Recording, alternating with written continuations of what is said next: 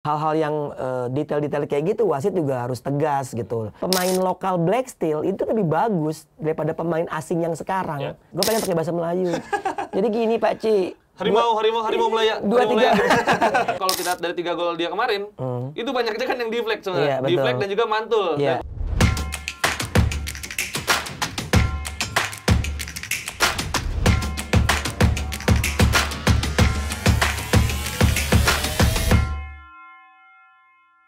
Selamat datang kembali di Futsal Talk bersama gua Reza Brarita dan juga Norberto Gilvan. Yeay, Gilvan. 3 gol. Gimana sehat, Coach? Sehat, alhamdulillah. Tapi Jakarta lagi gloomy, gloomy. Jadi memang Indonesia sedang diguyur hujan ya. Indonesia ya? Indonesia. Karena kemarin di Gresik, Surabaya juga 3 hari hujan. Tapi kita juga akan menghujani kalian dengan fakta menarik soal Pro Futsal League. Jadi memang di pekan kedua ya Pro Futsal League ada beberapa hasil yang begitu menarik. Seperti yang kita prediksi ya. Ada laga klasik BTS lawan Black Steel, ada derby Kalimantan, dan menurut gue sih big match-nya ini sesuai dengan ekspektasi kita, Coach. Akhirnya pertandingannya nggak ngebosenin dan hampir semuanya emang golnya banyak-banyak ya. Bahkan derby Sumatera ya, kita lupa bilang kalau derby Sumatera juga tuh seru banget itu tuh. Isinya mat gebok semua ya. Setelah laksana kata ya. Iya, golnya dari tengah semua tuh. Tukang tabrak juga. Iya. Tukang tabrak Jadi semua. kita bakal bahas dari hari pertama mungkin ya. Iya. Hari pertama itu hasil-hasilnya dulu kita baca. Sadakata lawan KLN, Sadakata menang 2-0. Ini mungkin yang tidak sesuai dengan ekspektasi kita ya, karena Sadakata ternyata di laga tersebut defense-nya bagus banget ya. Asfar main bagus, terus ada Black Steel lawan Bintang Timur 2-2. Terus ada Unggul menang 4-3 lawan Ravelli, dan kemudian ada Cosmo dan Favagi yang main imbang 1-1, dan terakhir Mang Suma menang besar 7-1 lawan Maconggul. Mungkin kita bakal bahas 2 match. Black Steel lawan Bintang Timur, Coach. Ini laga yang sangat menarik, tapi mungkin kita bahas dari sisi luar permainannya dulu. Soal wasit nih banyak yang kemudian juga memberikan pressure lah kepada wasit ya, karena ada beberapa hal yang kemudian mungkin agak miss menurut netizen. Dan mungkin yang paling berpengaruh ke pertandingan adalah momen ketika ada tendangan bebas yang didapat oleh Bintang Timur, bolanya tidak di wilayah seharusnya, jadi agak kegeser, dan peluang tersebut jadi tiang. Dan setelah bola keluar, Vinicius protes. Dan dari protes tersebut jadi kartu kuning kedua. Itu mungkin jadi salah satu momen yang ya, tapi menurut gue sih pas Vinicius keluar malah Black Steel main lebih bagus ya. Betul. Cuman pada akhirnya ini hal-hal yang menarik perhatian. Tapi kalau menurut Coach, ini mungkin intermezzo sedikit, perlu nggak sih untuk big match ini mungkin merekrut wasit dari luar? Kayak di sepak bola kan Liga 1 tahun ini juga pakai wasit asing kan? Emang sebelumnya kan wasitnya dari luar juga kan? Iya benar, masuk jalan. Kalau wasitnya dari luar susah. Gini ya, gua sebetulnya gini, kalau misalnya kita sampai pakai wasit dari luar, itu ada positif dan negatifnya. Positifnya mungkin secara kualitas gua rasa oke lah, beda-beda tipis mungkin lebih baik. Tapi ada satu lagi yang mungkin minusnya, yang gue menganggap bahwa akhirnya tidak ada kepercayaan kepada pelatih lokal yang sebenarnya kita punya beberapa wasit FIFA ya. Apa tadi pelatih? Wasit tadi lu bilang pelatih. Iya, wasit lokal yang kemudian menurut gue punya lisensi FIFA sebetulnya. Dan kalau lu udah punya lisensi FIFA kan berarti kan lu secara standar lu udah emang harusnya bagus gitu. Nah, kalau ngelihat dari keputusan pada saat Black Steel menghadapi BTS kemarin, ini juga emang kerap terjadi ya tiap pertandingan. Walaupun gue bukan gue memaklumi, hanya memang pressure pertandingan yang ada setiap Black Steel versus BTS itu pasti bakalan semua pemain bahkan pelatih juga bakal melakukan pressure kepada wasit. Nah, ini bagaimana wasit menghandle pressure tersebut gitu. Kayak yang tadi lo bilang itu titik bolanya tidak dalam area yang itu banyak terjadi juga di pertandingan. Super Cup juga kita sempat tuh ya. Betul. Jadi sebenarnya kan peraturannya bola itu harus ditaruh dulu, terus nggak boleh dirubah-rubah lagi. Baru wasit akan mengatur pagar. Nah, sebenarnya kalau dirubah itu bisa kartu kuning juga kan? Nah, itu gue nggak tahu kalau sampai hukumannya sampai kartu kuning. Dan memang sebetulnya hal-hal yang detail-detail kayak gitu wasit juga harus tegas gitu. Dan kalau emang benar ada hukuman yang harus kartu kuning, sekalian aja menurut gue mendingan royal di kartu tapi bisa mengamankan pertandingan ketimbang pada saat momen-momen seperti itu lu tidak mampu memiliki ketegasan yang kemudian dianggap celah bagi pemain atau pelatih yang saat itu bertanding bahwa wasit ini bisa kita goyang nih gitu. Walaupun bukan dari Majalengka ya. Majalengka digoyang.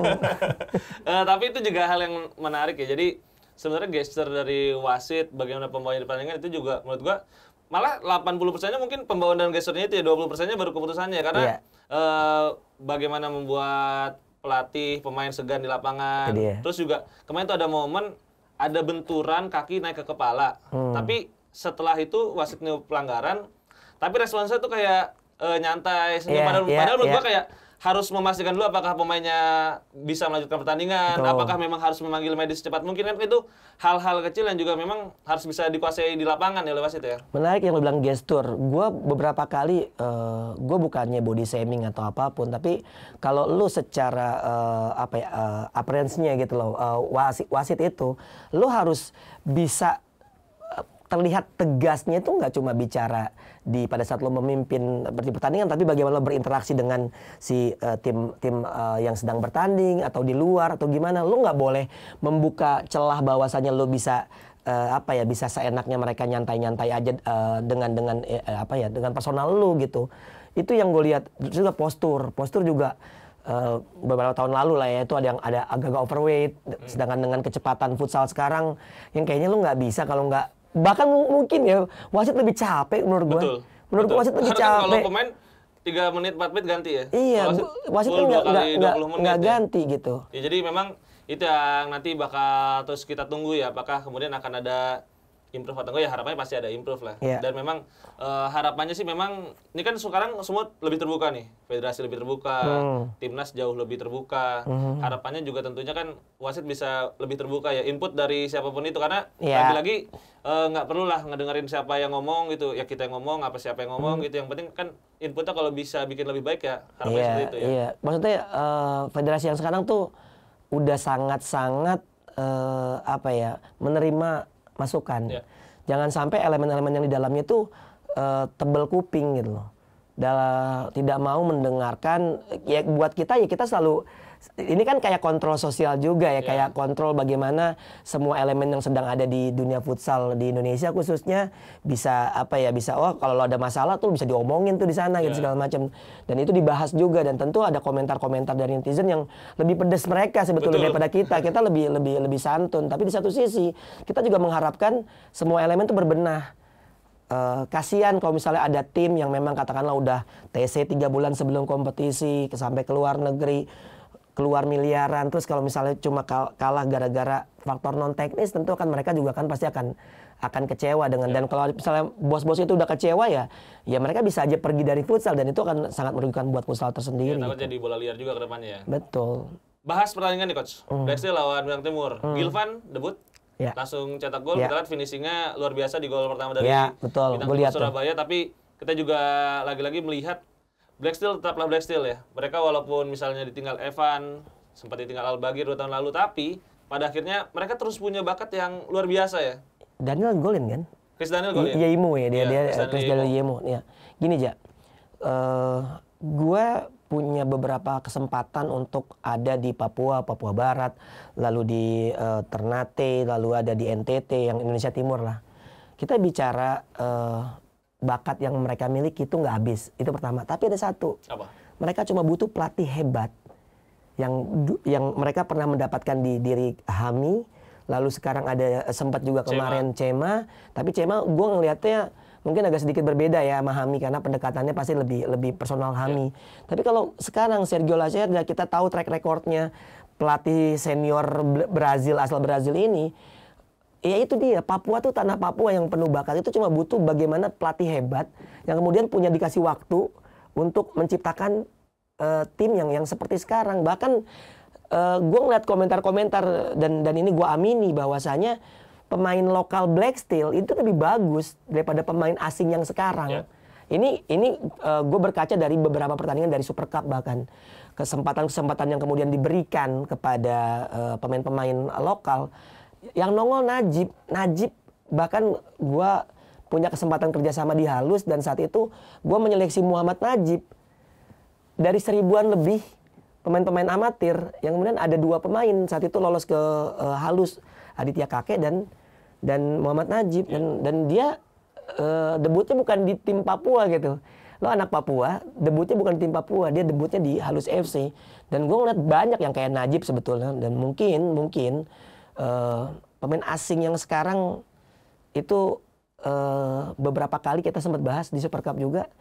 Ya maksudnya agak aneh malah mereka yang agak childish ketimbang pemain lokalnya. Ya, menurut gue sih pemain asing Brazil ya, Matheus Dida sama Vinicius khususnya. Karena kalau Tosia sih gue lihat emang dia berapi-api tapi semua masih aman dalam pertandingan ya. Maksudnya nggak ada protes yang berlebihan. Keluarganya juga support. Keluarga support banget. Terus bagaimana hal-hal yang membuat dia tidak konsentrasi ke pertandingan justru jadi blunder di lapangan. Betul. Karena kan kalau kita lihat gol pertama Gilvan misalnya di Bintang Timur itu kan blundernya Dida. Ya, sebagai orang terakhir mau ngelewatin Gilvan. Betul. Dan itu menurut gua hal yang nggak boleh dilakukan sebenarnya oleh pemain ya. Di orang terakhir dia bawa bola kerebut sama pemain sekelas Gilvan. Terus kayak Vinicius dapat kartu kuning kedua di laga menghadapi Bintang Timur Surabaya, kan itu nggak penting. Hal-hal yang menurut gua seharusnya bisa dihindari untuk pemain asing yang harapannya kan kalau pemain asing datangkan ini secara tingkat level permainan tuh 1 atau 2 level di atas pemain lokal ya. Tapi yang menarik tuh yang pada saat Dida mau ngelewatin Gilvan, itu tahu nggak lo tuh kayak kalau kita bicara Gilvan ya top scorer Liga Brasil, terus Vinicius ya namanya sih sama kayak yang di Real Madrid ya. Tapi maksud gue secara usia aja udah secara kematangan juga jauh, pengalaman juga beda. Dia kayaknya pengen nunjukin bahwa lu jauh dari Brazil nih, gue gocek nih. Nggak tahu kagak dapet juga kan. Ternyata Gilvan benar-benar dingin banget. Gua apresiat dengan apa yang dilakukan Tosia, tapi lu one on one dengan top scorer Liga Brazil dan kemudian lu adalah anak usia 20 tahun. Luar biasa sih menurut gua apa yang dilakukan oleh Gilvan kemarin gol pertama ya. Walaupun ya artinya gini, gua masih belum melihat, kayaknya Gilvan masih 60-70% kemampuannya sih, belum. Ya, karena baru datang juga kan. Dia sampai tahun baru tuh masih di Brazil kan. Dia baru datang juga kan. Iya, baru datang. Jadi nanti kita tunggu bagaimana Gilvan, kalau mungkin udah 100% ya. Tapi di laga ini juga kiper main bagus banget tuh. Habibie sama Tosia. Dan hari pertama tuh kiper main bagus banyak banget. Ada Habibie, Tosia, terus ada Asfar Burhan, clean sheet. Apangnya. Ada juga Sikil. Ya. Yang berhasil membuat Cosmo mencuri 1 poin menghadapi Favage. Nah, ini kan lu main juga coach. Cosmo Favage skor 1-1. Menurut lu gimana jalannya pertandingan ini? Ya kalau gue melihat waktu Cosmo Favage gue bawain, sebetulnya intensitas permainan sih sempat membosankan ya.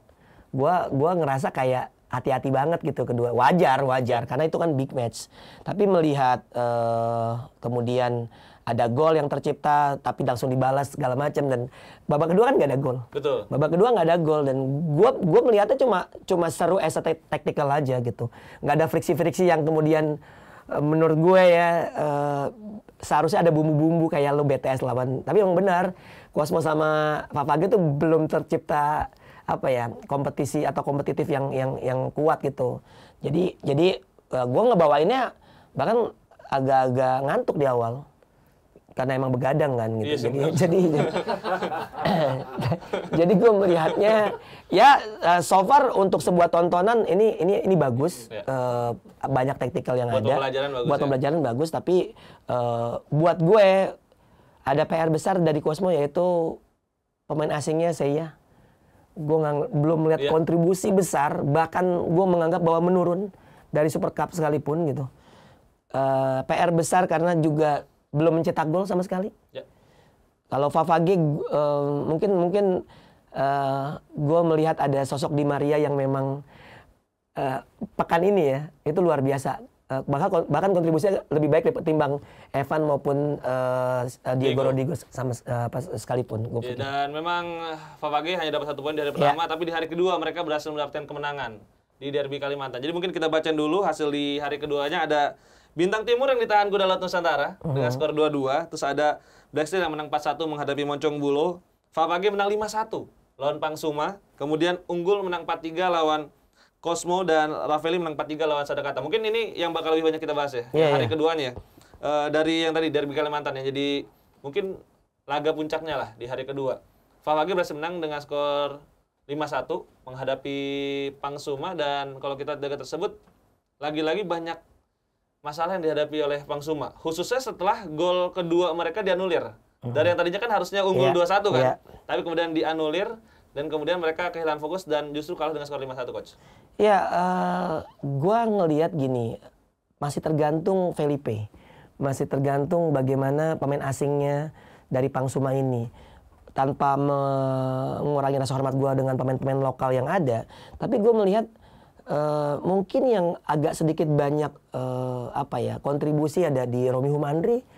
Dias ada pun Kaspari juga. Ya, tapi Kaspari memang harus dikapelin sama Romi. Lihat baru kelihatan bagaimana tahu betul bola-bolanya Kaspari seperti apa. Dan gue ngeliat banyak pemain-pemain yang mencoba kayak Dipo itu bagus gitu ya. Bahkan dipanggil ya. 25 pemain yang dipanggil sementara. Itu benar nggak sih 25? Ntar bahasanya. Oh iya, ntar. Jadi kalau gue ngelihat ya itu tadi permasalahan terbesarnya adalah tidak meratanya paketan-paketan yang kemudian bisa bermanfaat. Bahkan akhirnya gue melihat kayak pemain-pemain kayak Abang Ari jadi dimasukin cuma sekedar untuk pelengkap aja gitu dengan jumlah 14 main. Pipo lumayan tapi nggak yang seperti Pipo seperti biasanya. Fajrian juga belum kelihatan lagi ya. Fajrian juga, Revani mungkin yang masih gue bilang konstan. Ya kadang ada beberapa yang hal mungkin kesalahan tapi tetap menurut gua Revani ini bebannya agak sedikit berat karena dia bukan asli pemain Kalbar tapi dia selalu ada di squad dan pada saat dimainkan pun sebenarnya masih bisa berkontribusi kalau buat gue ya kemarin ya. Tapi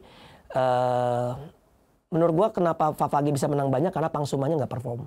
Tapi Favage menurut lu ini statement nggak kalau mereka bisa merepotkan para pesaing di gelar juara musim ini? Kalau mereka kemarin menang lawan Cosmo mungkin ya statement. Tapi saat mereka tidak bisa artinya mereka bisa kebobolan dulu lawan Cosmo, lalu mereka menyamakan kedudukannya melalui set piece tendangan, ya masih berharap magicnya Evan kayak gitu. Itu menurut gua 5-1 Favage unggul atas Pangsuma tidak terlepas memang Pangsumanya sedang off dan gua rasa Favage kalau misalnya ketemu tim-tim yang notabene nantinya secara fighting spirit lebih itu akan menjadi PR sih buat. Padahal Pangsuma ini hari pertama menang besar lawan Mocongbulu ya. Harusnya mereka bisa ambil advantage di situ ya. Karena hari pertama kan Favage juga udah main ketat lawan Cosmo ya. Selain Pangsuma yang underperform di hari kedua ada Bintang Timur Surabaya. Ditahan imbang sama Kuda Laut Nusantara. Ini jadi poin pertama dalam sejarah Kuda Laut Nusantara di Pro Futsal League dan memang secara permainan menurut gue layak banget. Bahkan ada momen di mana Kuda Laut ini bisa aja menang lawan Bintang Timur Surabaya kemarin. Setuju, tapi ya sekali lagi gue pernah ngomong 2 minggu lalu kayaknya bahwa bagaimana sebuah tim itu yang papan atas bisa kill the game karena sebetulnya pada saat kan pertama kan memang tertinggal menang dulu dan menurut gue nggak kill the game jadi memberikan kesempatan bagi pas 2-1 tuh ya. Iya dan apalagi Meigel benar-benar bagus banget ya di pertandingan hari itu tapi jadi kayak Firman off mainnya, Runtu Boy juga so-so lah nggak terlalu berharap Gilvan lagi cuma set piece, ya kan golnya set piece kan dan gue melihat ada kekurangan kreativitas pada saat menghadapi Kuda Laut tapi mungkin yang paling ketara adalah keinginan untuk memenangkan pertandingan lebih cepat yang kurang. Jadi kayak misalnya lu 1-0 udah puas, 2-1 lu udah puas, gampang banget puasnya gitu. Dan kita tahu di futsal 1 menit, 2 menit itu kalau cuma nunggul 1-2 gol bisa aja kekejar ya. Dan Kuda Laut punya pemain-pemain bagus, Maksud gua Kuda Laut punya Pandega, lalu juga Afif. Bagus kemarin. Iya, walaupun gol pertama sebetulnya kesalahan Habibi ya yang memang bola gampang malah gol gitu.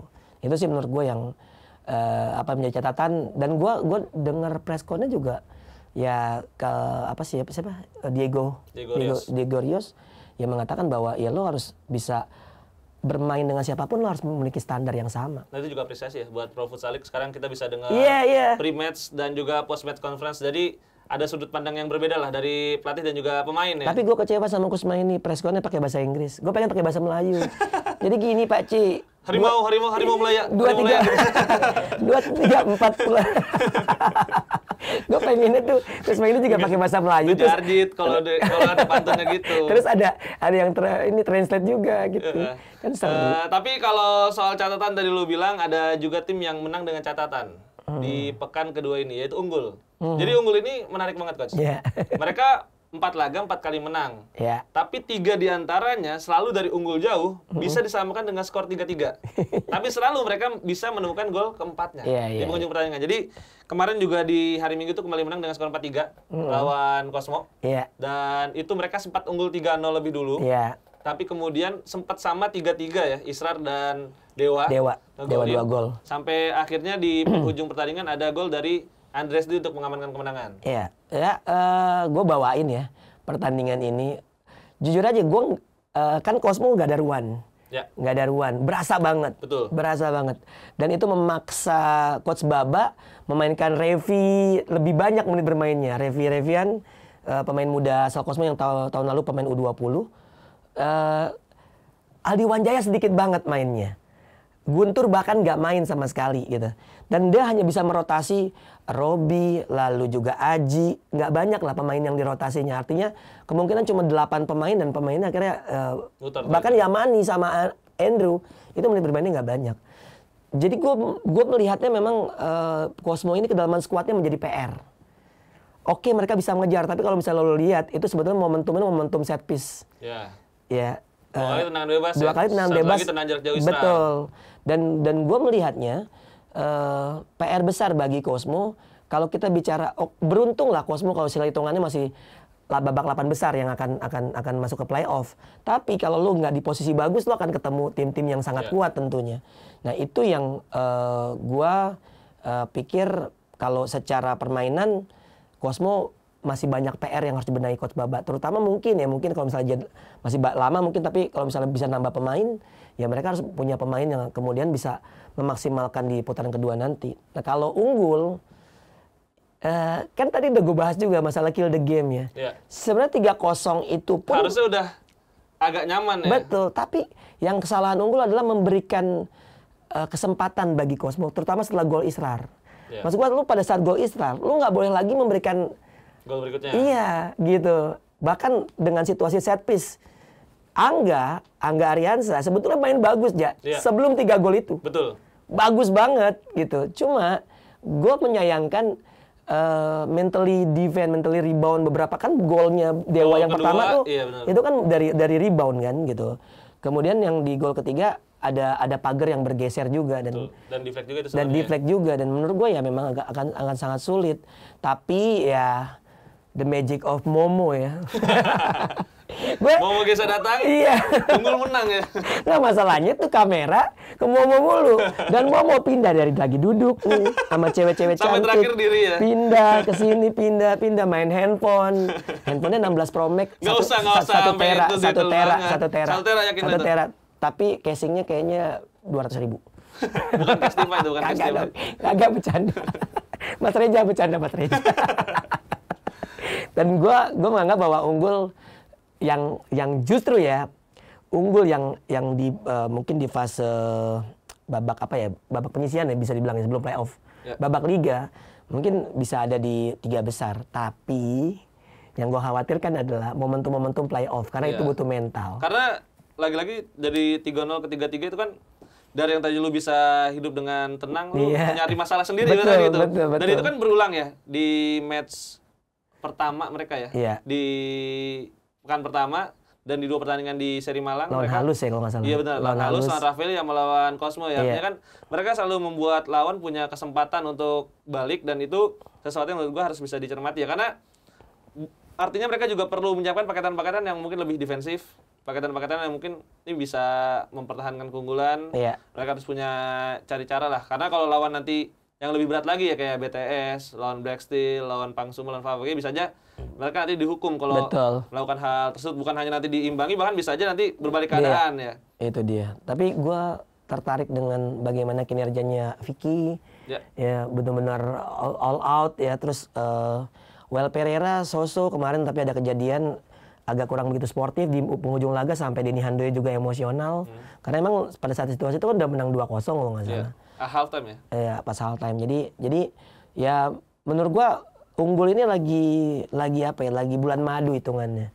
Lagi enak-enaknya lah gitu. Tapi ya kembali lagi ya kompetisi masih panjang. Betul. Dan kemarin juga ada tim yang mendapatkan kemenangan perdana dalam sejarah mereka di Pro Futsal League, Ravelli. Menang 4-3 lawan Sadakata. Ini juga menarik, Coach. Ada Ramdoni ya. Ya, Ramadoni apa sih? Ramadan. Namanya Ramadan. Yang berhasil mencetak hat-trick. Dan ini pemain yang sebenarnya udah gua lihat profilnya cukup menarik sejak di Liga Futsal Nusantara. Jadi ini pemain yang sebenarnya nggak banyak mungkin kalau terlibat permainan sih terlibat ya, karena dia bisa dribble, bisa jadi pivoting juga. Cuman banyak nggak kelihatannya, tapi tiba-tiba bisa cetak gol. Nah ini udah kelihatan banget dari Liga Futsal Nusantara ya, dia punya insting gol, dan kalau kita dari 3 gol dia kemarin, itu banyaknya kan yang deflect sebenarnya, deflect dan juga mantul. Kemudian dia ada di tiang kedua. Ini salah satu profil yang juga mungkin bakal menarik ya, bersama dengan Sanjaya, Efrinaldi, Harunandar. Nah itu Mat Gebok semua. Mat Gebok semua. Mat Gebok semua sih kalau hitungan. Tapi ini pemain kalau nggak salah asal Pariaman ya. Dan emang nasi padangnya beda tuh ya? Iya beda. Pariaman itu di Sumbar sendiri itu memang ada di 2-3 besar lah bersama Kota Padang gitu. Dan banyak sekali pemain-pemain yang kemudian memang berasal dari sana. Tapi kita bicara Ramadan sendiri, sebenarnya gue sempat ngobrol sama Pak Haji Asman gitu kan, bahwa ya pemain ini emang betul-betul asli binaan di sana gitu. Dan kemudian gue melihat dia pada saat pertama kali debut gitu, dia jadi pivot dengan paketan mudanya sama Vanzola, sama Yogi Pratama, sama satu lagi kadang-kadang Habibul Ihsan, kadang-kadang di mix lah gitu. Tapi dia selalu jadi pilihan utama. Nah menariknya di pertandingan kemarin, sebelum Efrinaldi kartu merah ya, itu dia bahkan ditaruh di pivot, Sanjaya di flank beberapa kali menggantikan Ansari. Nah ini menurut gue menjadi salah satu, kadang-kadang gini Ja, kalau kita jadi pelatih, kita lagi bertanding terus tiba-tiba ada pemain yang off nih, kita coba masukin, tiba-tiba jadi pakem baru. Betul. Nah ini yang menurut gue akhirnya blessing juga buat si Ramadan, karena emang namanya Ramadan kita pasti blessing kan ya. Ramadan pasti blessing kan ya. Udah tinggal 1,5 bulan lagi nih ya puasa. Tapi gue melihatnya etos kerja sih sebenarnya dari dia, bukan skill individunya, tapi etos kerjanya yang emang beberapa kali bola rebound dia mau untuk ngejar bola, dan terbukti dengan ada gol ketiga. Dan ini pemain kedua ya yang menciptakan hat-trick setelah Felipe di pekan pertama ya. Karena Felipe kan dianggap hat-trick kan kemarin. Oke. Singkat saja coach, kata-katanya hari ini. Gila. Singkat saja kita bakal... Pak Masum. Paham. Kita bakal singkat bahas best five of the week. Mungkin pilihan lu dulu. Gue pilih siapa ya kemarin? Ini gue ingat pilihan lu. Gue kipernya Bagir. Kipernya Bagir. Di Maria, Evan, satu lagi Teran. Jelasin dikit. Al-Bagir, buat gue ya kenapa ada 4 pemain Favage, karena lebih kepada pertandingan yang dijalani Favage itu di 2 hari itu berat. Menghadapi Cosmo kita bicara bagaimana tertinggal terlebih dahulu, tapi ada kembali lagi ada Evan yang menyelamatkan Favage dari kekalahan. Buat gua Al-Bagir di pertandingan pertama mungkin ya so-so ya, artinya ya tetap beberapa kali juga save, bahkan beberapa kali tendangan-tendangan yang dari Islar segala macam juga masih dapat. Tapi di pertandingan kedua itu kuncinya tuh, kenapa bisa sekelas Pangsuma itu frustasi. Iya benar. Karena Bagirnya lagi gila aja. Yang paling ajaib tuh yang Dani Alves di tiang 2 ya. Betul. Yang masih dapat tangannya. Betul. Tangan lagi, bukan pakai kaki itu. Ya masa lidah? Enggak dong. Kan susah dong. Maksudnya ya pasti tangan dong. Enggak kan misalnya kaki. Kan kalau kaki itu kan kaki cuma naruh coach. Masa di atas? Enggak, kalau kaki itu kan cuma naruh. Yeah. Kalau tangan itu dia harus gerak buat dapetin bola. Iya. Yeah. Dan gua kalau lidah Gini dan Alves gitu.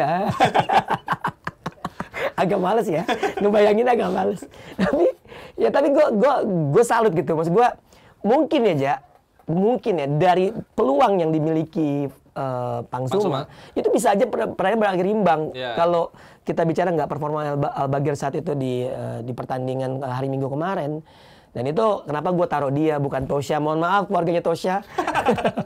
Karena menariknya tiap bola lo posting best five itu keluarga Tosya selalu best five gue pekan 1 kipernya Tosya. Iya, bapaknya komen. Kemarin ada Tosya pilihan gua. Kemarin lu milih Tosya. Iya, ada siapa? Kakaknya 2 pakai bahasa Brazil. Iya benar. Lebih milih pilihan Reza katanya. Itu jangan-jangan yang megang aku itu Tosya juga ya. Nah, tapi pilihan support system keluarga. Iya, pilihan gua ada Tosya. Itu sebenarnya agak ketukar tuh. Angker menurut gua di Maria. Flanknya Vicky sama Teran. Pivot pasti Evan. Karena Evan menurut gue bukan cuma golnya, tapi kan dia juga ciptain assist dan perannya besar banget. Betul. Mungkin gue bahas yang agak beda sama lu ya. Kalau Teran kan udah pasti semua tahu lah.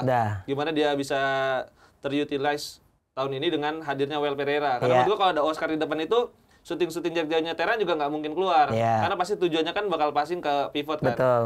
Yang menarik Vicky. Nah, Vicky ini 2 assist, 1 assistnya itu goal winner ketika dia lawan Cosmo. Dan menurut gue Vicky salah satu pemain yang lumayan improve musim ini dengan etos kerjanya, bagaimana dia main dengan, menurut gue lebih dewasa sih.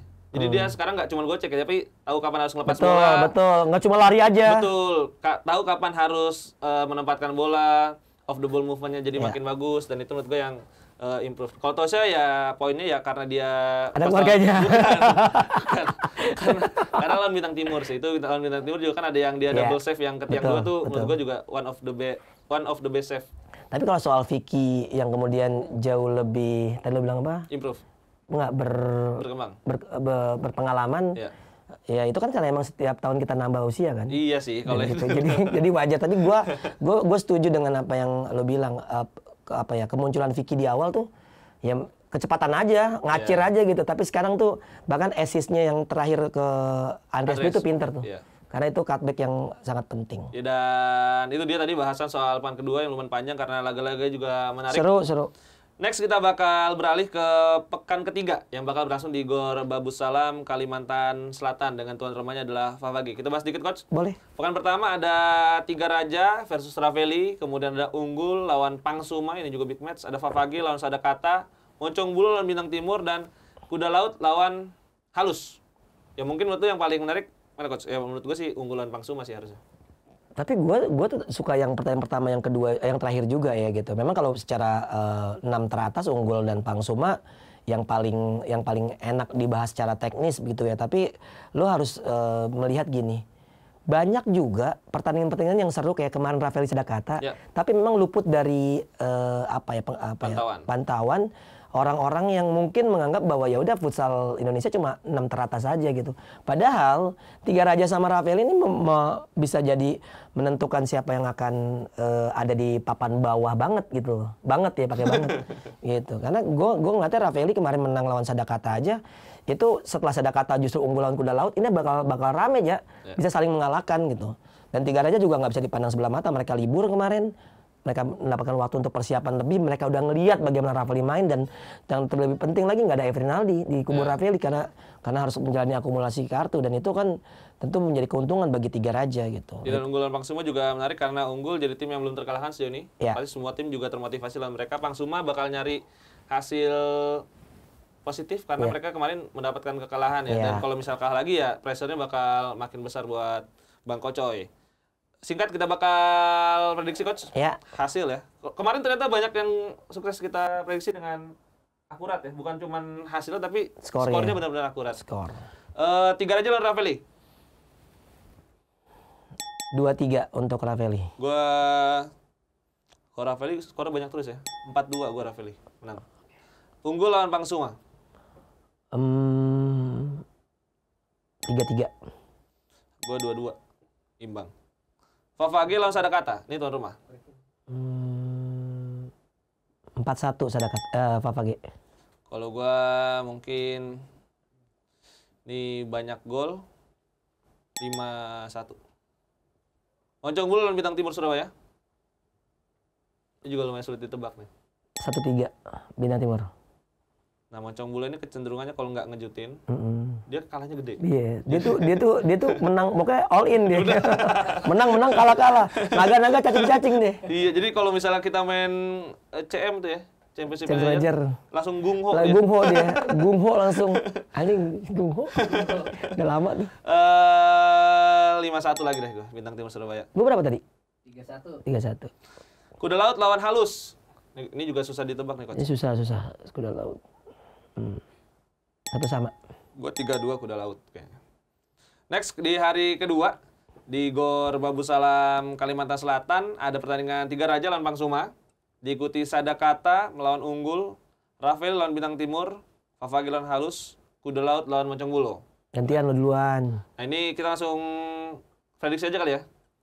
Karena secara hasil tuh di laga hari kedua tuh sebenarnya lumayan berpengaruh dengan hasil di laga hari pertama ya. Iya. Jadi mungkin kita nggak banyak membahas, nanti bahasnya setelah pertandingan aja ya. Kayak tadi kita bakal memprediksi pertandingan di hari kedua. Tiga Raja lawan Pangsuma, prediksi gua 5-1 Pangsuma. 3-0 Pang Suma. Unggul lawan Sadakata gue memprediksi 4-3 unggul. Karena skor 4-3 tuh andalannya unggul. Udah 3 kali musim ini. 2-0 unggul. Rafaeli lawan Bintang Timur Surabaya, gue Bintang Timur Surabaya dengan skor 4-2. 1-5 buat Bintang Timur. Favagi Bandung lawan Halus. Menurut gue Favagi bakal menang dengan skor yang tipis. 3-2.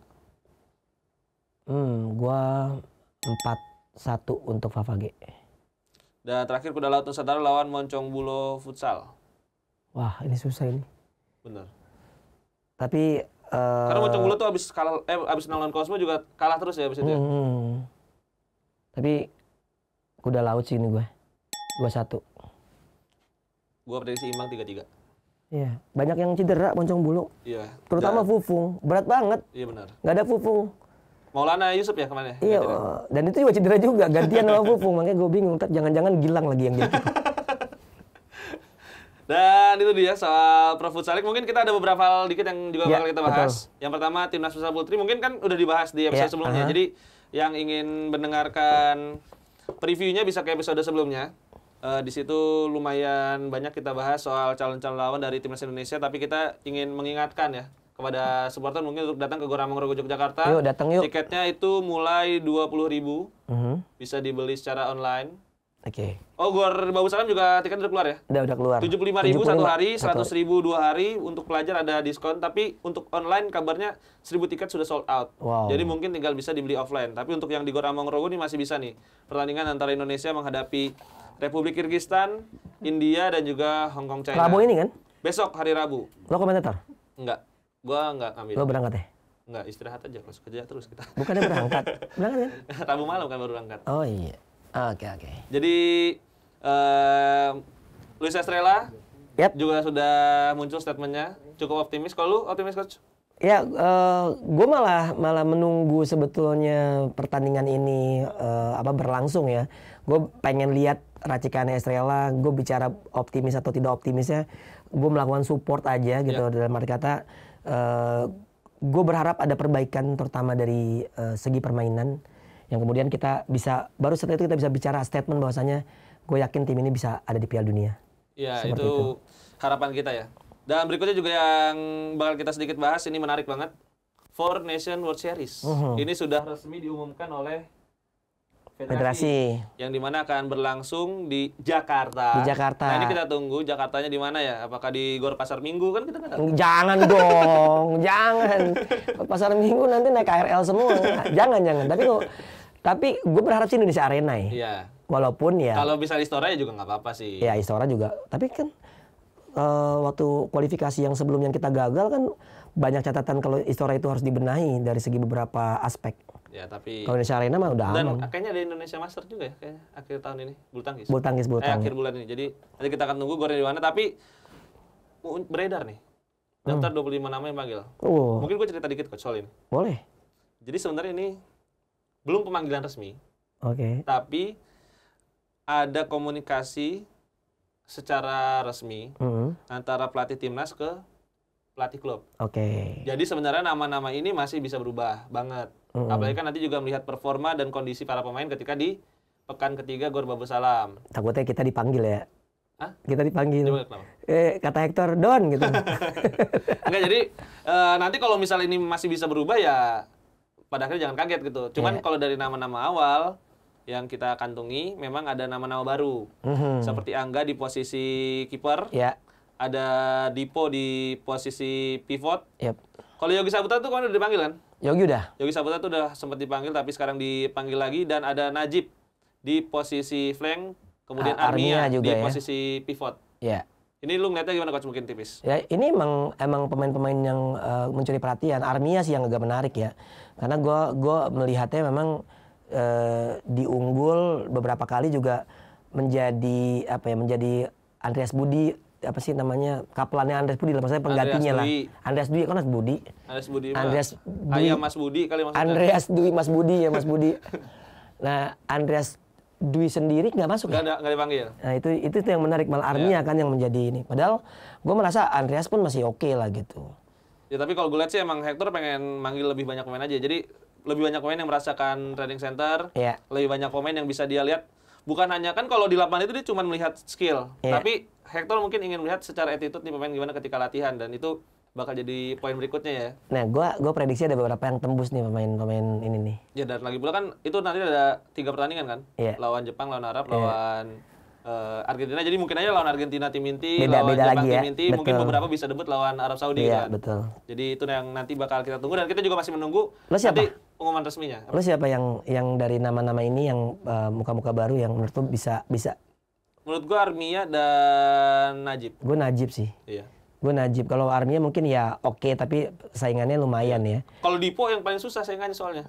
Iya, Dipo kan posisi Anchor itu di sana ada Dewa yang kemarin juga nggak tembus timnas. Iya, ada. Di coret terakhir ada Rio, ada Anca, tambah ada Romi yang juga bisa di belakangan sebenarnya. Jadi itu dia pembahasan kita soal pekan kedua dan preview pekan ketiga serta beberapa update terbaru ya soal tim nasional. Jadi terima kasih Coach yang sudah memberikan komentarnya hari ini. Terima kasih juga buat semuanya sudah menyaksikan Futsal Talk di channel YouTube Bola Lob. Jangan lupa juga untuk komen, like, dan juga subscribe video ini. Sebarkan ke yang lain karena tentunya semakin banyak nonton, semakin sering kita siaran. Terima kasih semuanya. Dan gue Reza Marita. Dan Doni Zola. Pamit undur diri. Sampai jumpa di episode berikutnya.